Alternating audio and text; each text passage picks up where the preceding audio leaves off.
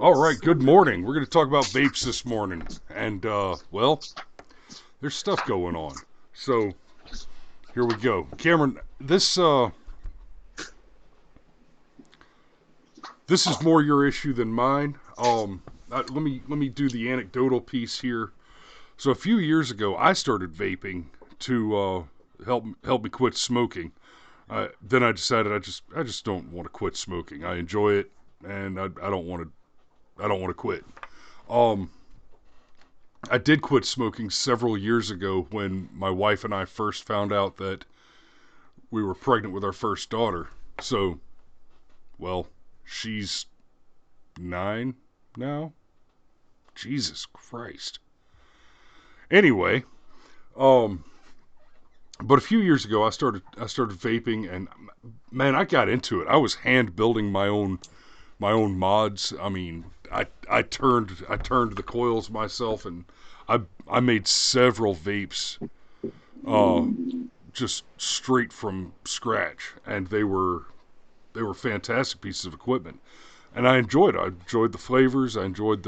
But at some point, just like a switch was flipped, all of a sudden I couldn't vape anymore. I got to where every time I hit a vape, I would cough my head off like I just hit like I was trying to smoke the trashiest crap pot on the market. I would just suddenly start losing my head coughing. Just So point of clarity. I stopped messing with If it. pot makes, dude, if pot makes you cough a lot, it's good, not bad. Oh, is that? I don't. Just anyhow. I have very limited experience in that realm. I think I told y'all about my experience with edibles in Washington State a couple of years ago, where the thing that I learned first and foremost is buy more. Yeah. Okay. So vaping, these things right here, which for me personally help keep me away from cigarettes. Yeah. Apparently, we've got to think of the children. Oh my Liar. God. Yeah. Liar. The children. How dare you? How dare you? How dare you? How dare you? Anyhow, the long and the short of it is the nanny state wants to sail in here and save us all from vaping because it's obviously marketed at children. I've heard more than one politician say something to this effect. Well, why in the world would you have flavors like bubblegum and cherry pie unless you're trying to market to children? Forget the fact that adults also like gum and pie. I mean, duh. But I'm actually reminded of the whole thing with Joe Camel when I was when I was young. Camel cigarettes had Joe Camel. He was on all of their advertising, and Joe Camel was actually an anthropomorphic camel who basically dressed like James Bond and hung out with other sexy lady camels and whatnot. And of course, he always had a cigarette in the corner of his mouth or whatever. And that was bad. That was evil. Joe Camel is a cartoon character, and he obviously markets to children. Yes. Yeah, Camel Wides. Because when you're Chris Lowry size, that is a regular size cigarette. Anyhow, I literally smoke Camel Wides because I found that normal sized cigarettes, I would be driving down the road and I would go to flick the ashes off my cigarette while I was driving, and about 50% of the time I would accidentally flick the filter off the back of the cigarette. Camel Wide is just a little bit bigger, so my filter loss ratio has dropped to like 20%. right. But apparently, we had to think of the children. We had to get rid of Joe Camel because cartoons market to children. Sure, sure.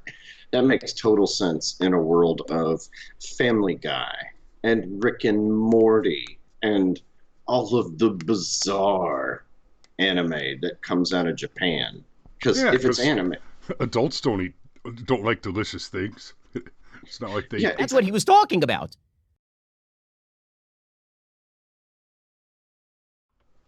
We're just letting that one go. But anyhow, this is the think of the children meme. You look like you're plotting something over there, buddy. It makes me nervous. No, you're good. Keep rolling. This is the think of the children meme over and over and over again. According to the shop owner of the place that I like to go to, his math says that there are 13 million adults in the country who vape. And the vast majority of them aren't vaping tobacco-flavored products. And even the ones that do vape tobacco-flavored products, they will vape things like pipe tobacco and honey.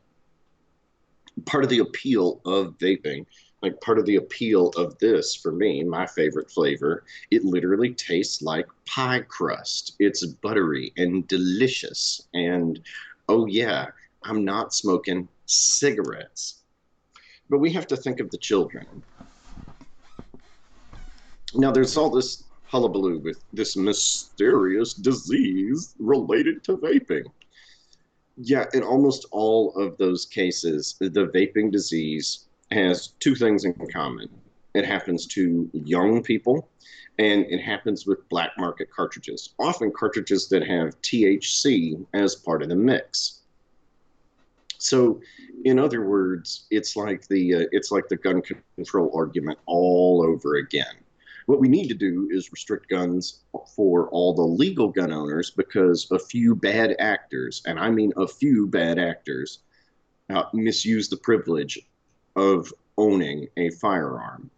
And it's the same thing here. Now, I know you didn't mean to use the word privilege there.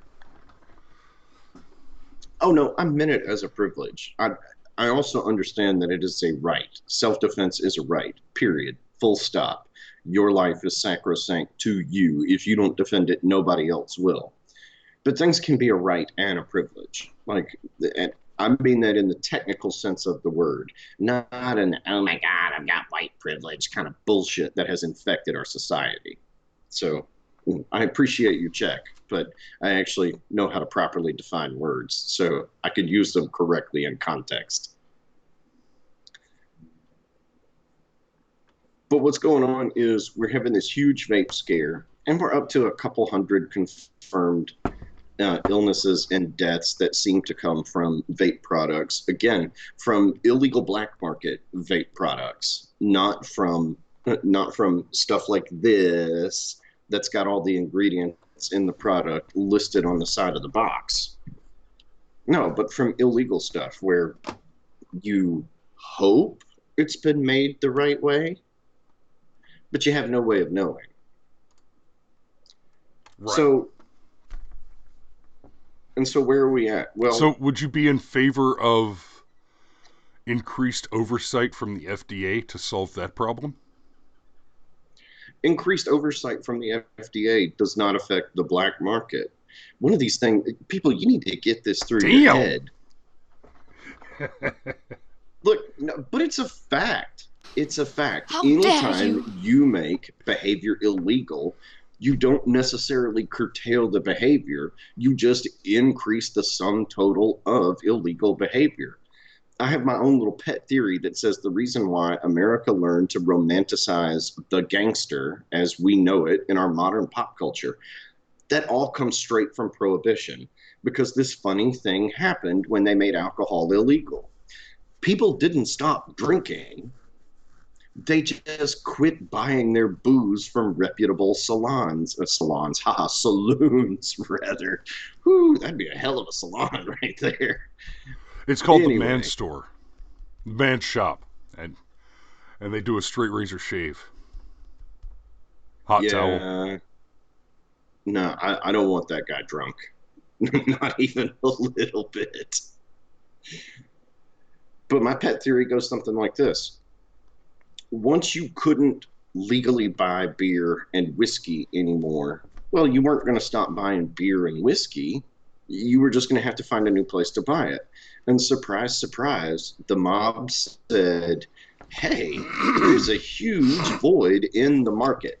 And that's another thing to understand. The market's going to exist no matter how much you social democrat types want to centrally plan things. You cannot eliminate market forces. You can't do it. I believe I said on yesterday's show, the more ability you have to be wrong is the more freedom you have. Well, if this is wrong, fine. It's my problem. It's my body. No, no. Any No, no. Your body, your choice. That only applies if you're killing a baby. If you're not killing a baby, then you don't get to make choices with your body. That's how the law works. Yeah, because we live in a patriarchy. Clown world! Yeah, Okay. clown world. Now, I often say that law causes crime, and I get a lot of pushback on that. But you're just not paying attention. Your example with the prohibition of the 20s is a good one. Similarly, with prohibition in the modern drug war, law causes crime. Not only is it the case that making a desirable product illegal to acquire and possess results in the development of a black market, but a black market, when a thing exists outside of the law, it has everything that is had by a thing which exists within the law. That includes a police force which utilizes a theoretical monopoly on violence to enforce and defend the rules of its stricture and existence. So when you make an activity or a product illegal, a black market will occur to distribute that product. And all of the normally lawful activity surrounding the distribution of that product, like killing people who attempt to steal the product, killing people who attempt to divert funds from the product in illicit sale, embezzlement, all of the crimes that you can see committed in the real world will be committed around that black market. And all of the legitimate activities that you would see in the normal lawful world will occur around that product. And those will in turn be crimes because of their involvement around the product. Law causes crime, not just because making a thing illegal means that the continued engagement in that thing is illegal, but it means that all other activities around that are also illegal, which in turn means that the activity itself will be practiced by people who have accepted the base premise that now they're acting on the wrong side of the law. And if they're already acting outside of the law, then they are more and more prone to break more and more laws. You and I had a conversation yesterday about someone we know who's involved with who got involved with drugs and all that, and is the only one that we know to have been robbed. I'm carefully not mentioning anyone in particular. I understand. But there's but yes, this person is at higher risk to be the victim of crime because of his choice to engage in crime that is parallel to other crimes at which that risk is increased by the engagement therewith. Yeah, and just to kind of tie it all back together, yeah, you once you're like, oh, well, going and buying this dub sack is already illegal. I might as well go ahead and buy an ounce. And you know what? Maybe I'll just be the guy that buys an ounce and flips half of it to my buddies to fund my habit essentially for free, and so forth and so on. You see this escalation. And going all the way back to the mobsters of nearly a century ago, that's when the mob became attractive. These were not nice people, but they learned how to wear suits and act like nice people. And yeah, sure, let's just eat some pie. And I'm not even gonna add anything else to that. Yeah, I'm sorry. I forgot to screen share with you earlier, and it just occurred to me that when we were talking about how children like pie but adults don't, that you didn't see this on the screen when I put it there.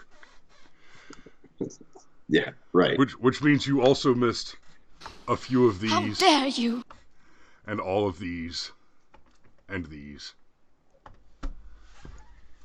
But mobsters, they learned to become more attractive, and thus America's weird fetish with the anti-hero was born. I think that's exactly where it came from. Because you know what you could count on with your mobsters? If they said they were going to have a case of whiskey come in on Friday at about 6 o'clock, well, a case of whiskey came in on Friday at about 6 o'clock. And it might not have been the best stuff, but it was there and it worked and it did the trick. Your modern day drug dealer, man, the guy that sells you pot, he's usually a cool dude because he has to be. It's part of his business model. He might not actually be a cool dude. He might be scum of the earth. But one day he realized he was on the other side of the law. And he said, to hell with it. I'm going to jump in with both feet. And you want to talk about law causing crime. You want to see all the violence stop at the Mexican border, decriminalize all drugs. Those cartels are funding everything on the backs of basically figuring out ways to get cocaine into this country. Do I want people to do coke? No, of course not. But do I want people to get murdered because they're in the wrong place at the wrong time and they see a dozen cartel members trying to get coke across the border? Of course not. I mean, proportionally speaking, which one of those is the greater of two evils? I mean, it is what it is. And just to button it all back up, going back to that mobster thing, just one more time, there is one crucial difference from prohibition on alcohol that's different from every other prohibition on Schedule 1 drugs. And yes, if something is Schedule 1, that's just a fancy name for prohibition. You're prohibited from owning it, using it, whatever. There was a constitutional amendment passed that made prohibition illegal, or that made prohibition legal, rather. And then when we got rid of it, there was another constitutional amendment passed saying, nah, we messed up on that last go round. We're going to undo it. Well, didn't occur to me you were going to go down this route, but yeah, no, I'm with you 100%. All current prohibitions are unlawful. It is unlawful. It is unconstitutional for there to be laws against the acquisition and consumption of products. That's correct. So that is not an authority and to be clear, the authority to govern what you can purchase and consume has been usurped by this government under the absolutely fraudulent misinterpretation of the Commerce Clause. The only argument under the law that can be made and has been made and is the argument on which the drug war and all prohibition of substance rests is that the Commerce Clause gives the federal government the power to regulate trade between states, which it does not. It gives the power... The language says clearly that it gives the federal government the responsibility to keep regular. The intent there, as is clear, and this is not something that you have to assume the intent. It is clearly spelled out in the letters. The founders made it clear that what they were trying to do is to make sure that Alabama couldn't prevent Georgia from selling cotton to Mississippi by taxing it to death just for the privilege of crossing their state.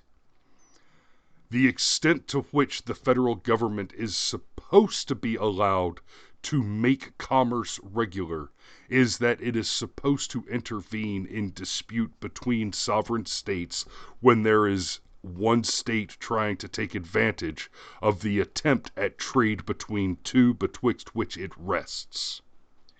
Yep. So think of the children. Okay, fine. I think of the children. I think of my children that I want to grow up in a free country and not communist China. Yeah, that's exactly right. I have 4 kids. I think about them every day. Every day. So you got this. It's probably bad for me. I harbor no false illusions. And in the long term, it might even prove to be worse for me than smoking cigarettes. Again, I harbor no false illusions.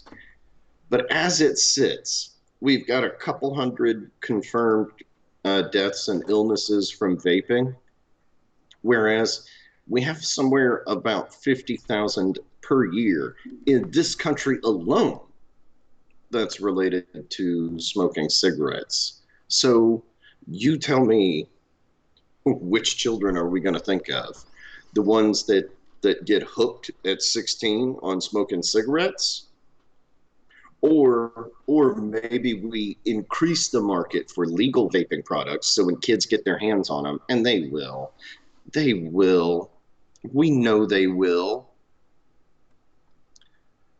Maybe we do that so that when they do get their hands on vaping products, they get their hands on vaping products that have actually got the ingredients listed on the side of the box, that didn't come from some factory in China that does not have the same regulations that we have, by the by. Greta, man, just real quick, Greta, why are you not suing China? How dare you? Yeah, how dare you? Yeah, exactly. Anyhow, that's what I got. Be free, man. Why is freedom so hard for people? Oh, yeah, it's the responsibility portion. That's what it is. Yes. That's what it is. It's the responsibility portion. I forgot. That whole freedom isn't free. Okay, yeah. I'm not going to dig into the lie of civility on this show. That's going to need to be its own separate thing later. But yeah, by all means, people, wake the hell up, vape the hell up, haha, and come back tomorrow when we talk about CNN's biggest WTF since we started doing this show. Right. All right. Okay, so that's the show for today. 22 minutes, brother. We might as well give up on that whole 10-minute idea, but we'll see you tomorrow. Minutes. All right. We'll see y'all tomorrow. Be safe out there. Make sure you check in tomorrow as we examine CNN erasing black trans women. Be safe out there. Wake the hell up. Go to work.